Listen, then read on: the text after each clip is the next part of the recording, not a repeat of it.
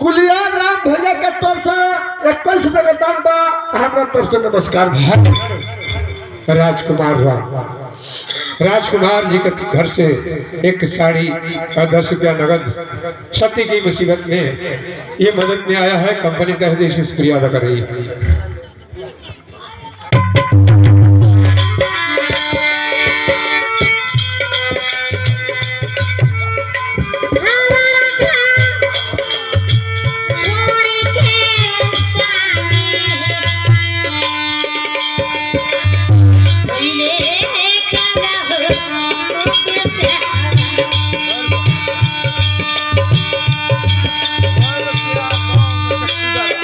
सिपाही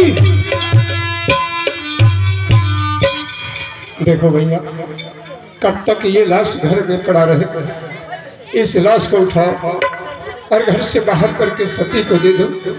ये अपने पति की लाश लेकर देश विदेश जाएगी। ठीक है महाराज। सती, आज तक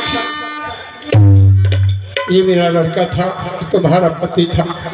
तू अपने पति की लाश मांगी, मैं लाश तो दे रहा हूँ, लेकर जाओ। अगर तुम्हारा पति जिंदा हो जाए तो सूरजपुर जरूर आना, नहीं जिंदा हुआ तो किसी दरिया किनारे चीता सजाकर इनका अंतिम संस्कार करना और उसी में जलकर तू ही सत्य हो जाना। लेकिन सूरजपुर के नाम और डूबने मत देना। क्या भगवान तुम्हारी मदद करेगा। हेलो, सुना के भोला बाबू के मम्मी के तरफ से 10 रुपए का दाम बा, हमारा तरफ से नमस्कार बा। ससुर जी कहो। हम कहीं रहे रोज आपकी मुलाकात करें ससुर जी। ठीक है, जाओ, भगवान तुम्हारी रक्षा करेंगे, मेरा आशीर्वाद है। जाओ।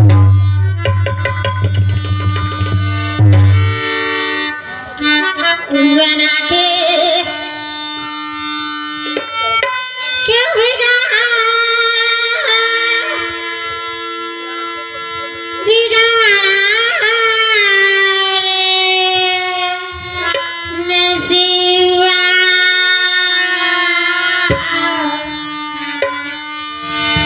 ऊपर वाले ऊपर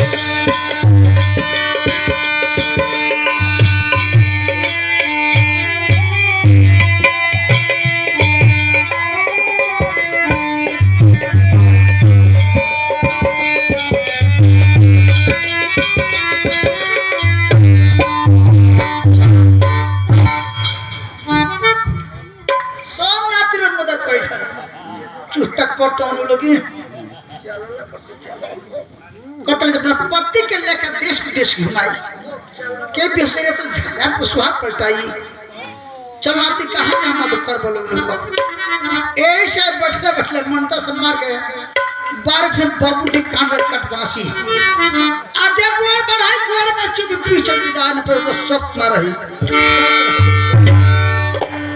अरे जहुआ के बलिया है मैया अरे सुगना जुठा रहे कि कैसे हम कैसे ए मैया तो है भूखोगा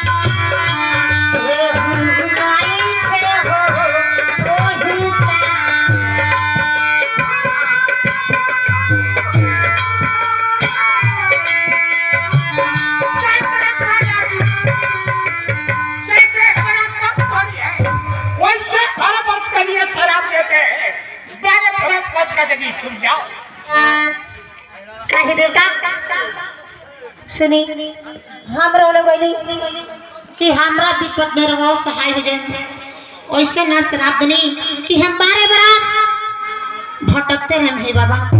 अरे बच्ची जो शराब दे दिए है ये कभी आपस नहीं आ सकता है दोसर कुछ मांगना है से मांग सकती है।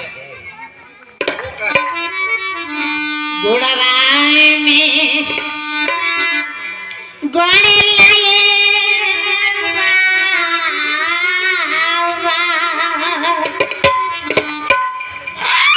बाबा बाबू